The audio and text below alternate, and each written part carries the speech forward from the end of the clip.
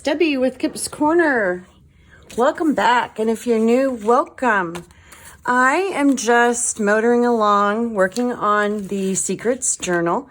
I'm pretty far, actually, so I'm in a good spot. And I recorded a video yesterday, and when I played it back, I realized that I had the camera set wonky, and you really couldn't see anything I was doing. So I'm going to come on very quickly and just do a quick little, I wanted to talk about my process. While I'm making something here, I've got these little envelopes that I've used in a couple spots inside the journal, and I'm just going to do a little collage on the front of this envelope. I tucked the flap inside, and I put just a tiny bit of glue in there just so it stays, and so it really becomes more of a pocket than an envelope. And I'm going to put this on one of the pages. So while I'm doing that, I think I'm going to put it here. That'll be cute. Yeah. I hear a lot and see a lot. And by the way, I sacrificed one of these envelopes so that I could pull it apart to create a template, because getting these little curvy parts right through here was not something I was going to be able to do without drawing it on. So I created a template. I don't know if you call that cheating or not. Anyway, I see the question a lot of how do you know, a couple questions. This is sort of a two-parter. Where do you start? What order do you do things in? And how do you know when your journal's done?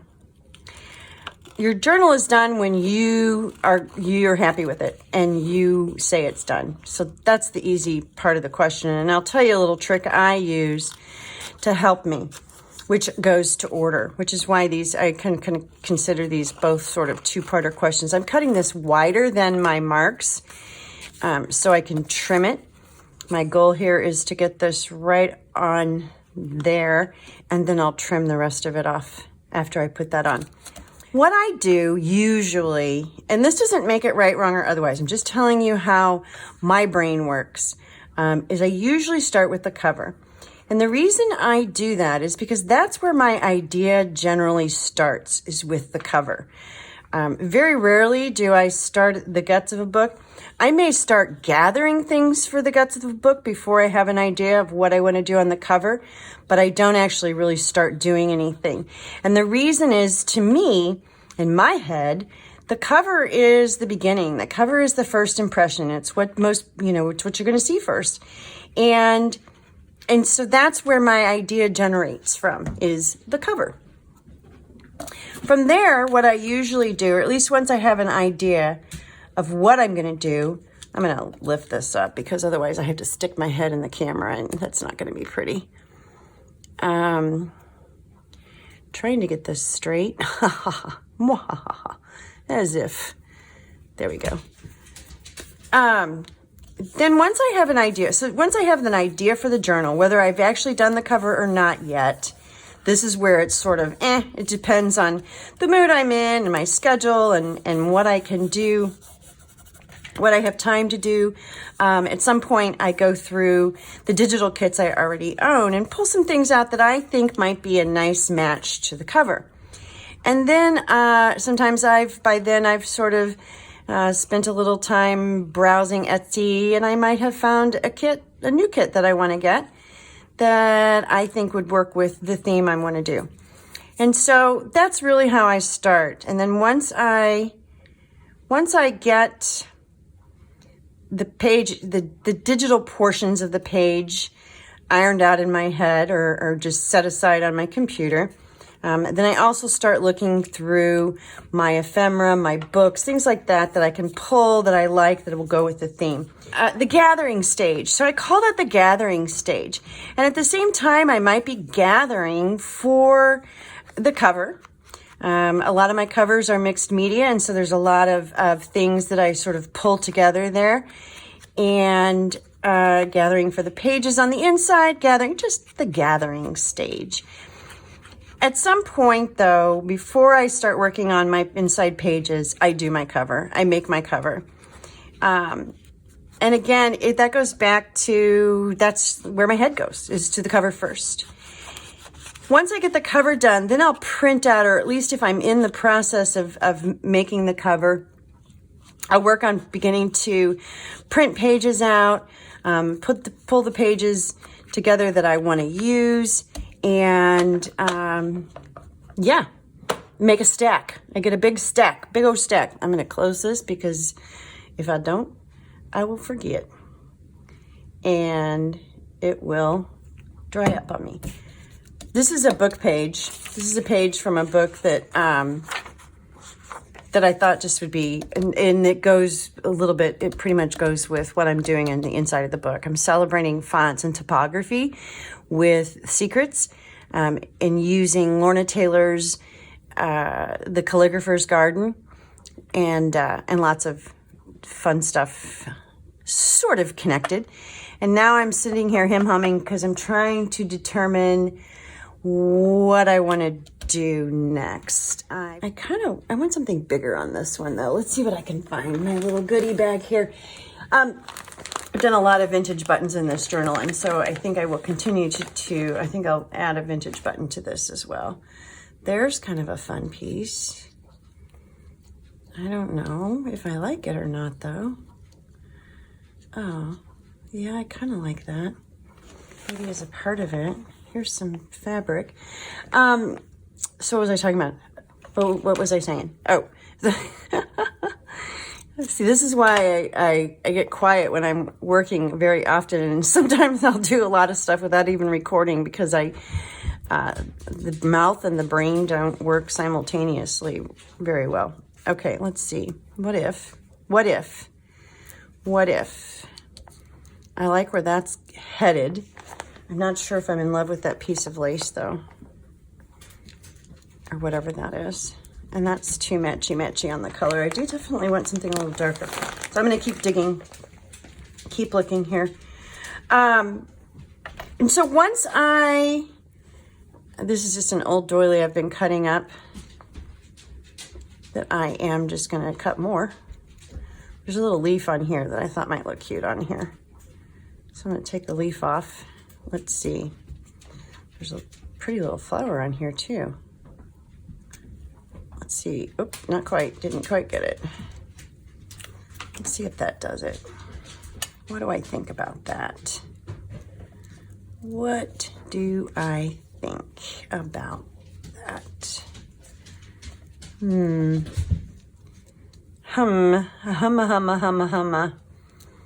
Ooh, I kind of like that, but I'm thinking I might like it over here better. It's more of a end of the sentence kind of a guy. Yeah, I like that. Okay, so I've done my cover. I've probably printed some digital pages. I've definitely gathered things from existing ephemera and books and things like that I've got, ledgers, things like that I want to use. And at that stage, after the cover is done, then I start working on the pages. And I start by separating out my signatures. And then I start flipping through. At some point, I take a break from the cover and from the pages and things, and I make some ephemera. Like with this journal, I made the cover first, and then I did some of the secret tuck spot pieces, set those aside. I made a tag, a mixed media tag, and a couple little tags, set them all aside, and then I came back and did my signatures and put my signatures together. And at that stage, I have an idea of the direction I'm headed and the things I'm making, and I also begin to flip through the journal and say, okay, where do I want these pieces that are pre-made? Then I say, okay, what am I missing? What do I still need to create and to do? And that's just the way I work. Now, I said I had a little secret. One of the other benefits, in my opinion, to doing the cover first is it gives you an automatic, you're done. It gives you an automatic stopping point because you can only fit so much in the journal, right? You've already made this one, the Secrets journal. When I started it, I intentionally knew that it was going to be, I don't know why I used art glitter glue there, but I did, so that's fine. I intentionally made it a larger journal. I knew that it was going to be a bigger guy. and wanted it to be. I wanted more of more of a tome than a journal in it. It's going to be a doozy. Actually, let me get my Fabri-Tac out. So I knew from the very beginning that it was probably going to require 5 signatures in order so the book wasn't, wimpy. And I'm there. I can tell, and I check, and I'll show you in just a second. I check periodically, and yeah, I know when to stop. It almost forces my hand. Which is a good thing, because it is hard to know when to stop. And that's my little trick for making me figure it out, forcing my hand, if you will. I don't know if I want to add, I'm kind of thinking I might want to add a button to this. Maybe not. That's kind of fine without it. Let me look. So I don't know if that makes sense at all. And even as I explain that, I don't necessarily do the exact same thing every time either. It just really has a lot to do with the creative process and the flow and what I'm thinking of next when I'm putting something together. Do I need a button on that? Not that one. Oops. The point is that there is no right or wrong answer. There is no right or wrong way, I should say, of doing it. There's a little tiny button in here, and every time I dig my fingers in, it goes deeper. I have this journal has a lot of vintage buttons in it, which has been pretty fun. I like that. And I've been getting them from the same button jar that I got in an estate sale that I absolutely love. So anyway, the answer to the question is yes, no, however, whatever, do whatever you want. Do whatever your creativity, follow the flow, follow wherever your creativity takes you. And you'll find that things just sort of fall into place. And if they don't, and you're overthinking it, step away. I overthink things all the time. I'm one of those. There's a little something on this. That's all right, just adds to the grunge, I guess. And now this is done and ready. That was a simple little project, and it's ready to stick in the book as soon as that dries for just a second. And so I'm not going to do a whole lot here.